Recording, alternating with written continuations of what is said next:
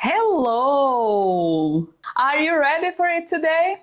You are welcome. So, today we're talking about price. Price and value are two different things, and that's what we're gonna tackle today. So you understand when you show value with your communication, price becomes irrelevant. But if your focus is on price and sales and promotions, then people don't see your value. But how do you solve that issue?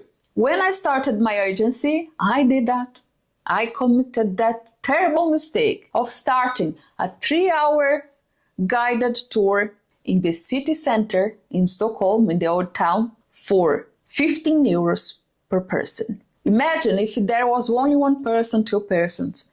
It's nothing, right? I could barely buy lunch with that money here in Stockholm.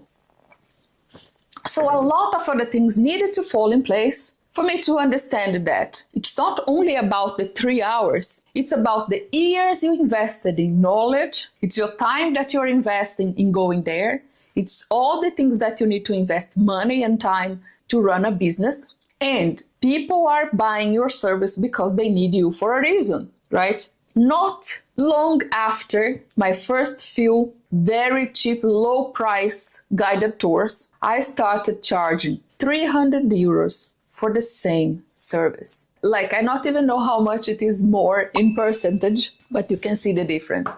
Now it is worse for me to go out and do a guided tour for 3 hours. And you know what? I talked to my clients, the ones who bought the cheap service, and I learned from them what they were searching for. Then I adjusted my offer and the way I communicated, and then I increased my prices even more. Because one thing that I learned was, remember the part that I was a travel influencer. Known journalist, known travel influencer, have been working with big brands. People want to visit Stockholm with me. And that shifted as well a lot of things. And still to date, my agency, I closed it during the pandemic. Pandemic hit hard the tourism industry, of course, many other industry, but especially tourism. I needed to close the business at that time. But still today, I get requests for my services in the travel industry. I'm very picky now with projects I work with, but I still get recommendations of people wanting to visit Stockholm with me. And if I charge them, I can charge them how much I want, and they would choose to make the tour with me. And I am sure of that. Okay? Why? It's not because I'm a special person. It's not because I'm famous. Because I created such a strong influence in the tourism industry that in many pages, in many places, you would search for Stockholm. I was the face of, like, let's visit this cafe in an old prison. And people wanted to see it from my eyes. People had the option to do the tours with other guides that worked in my agency. Yet they would choose to go with me, even if they were paying double the price. Every time I sent a proposal, no, I didn't get an answer. It's too expensive. I usually only send 2 options, a personalized tour with me or with one of my tour guides. They would choose the personalized tour with me. Of course, at a certain point, I didn't have time to work for everyone, because then you are exchanging time for money. That's another thing that we can tackle later. But just so you understand, it was the same service. What changed? The way I communicated, the way I approached my client, the way I sent my offers, my proposals. And that has nothing to do with people not thinking that it is expensive or not. It's just like, if you are focusing on price, you're gonna attract only people who wants to pay little, right? Because if your differentiator is price, it's because your product is not valuable, right?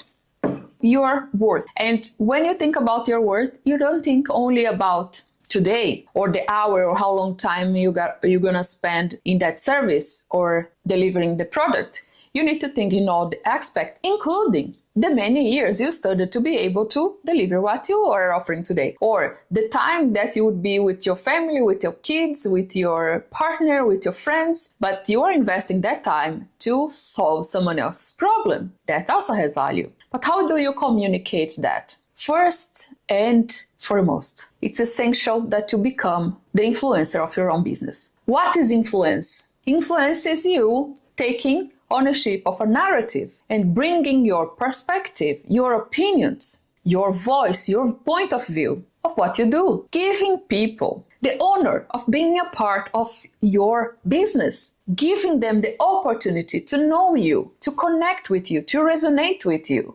Who is better to talk about your business than yourself, right?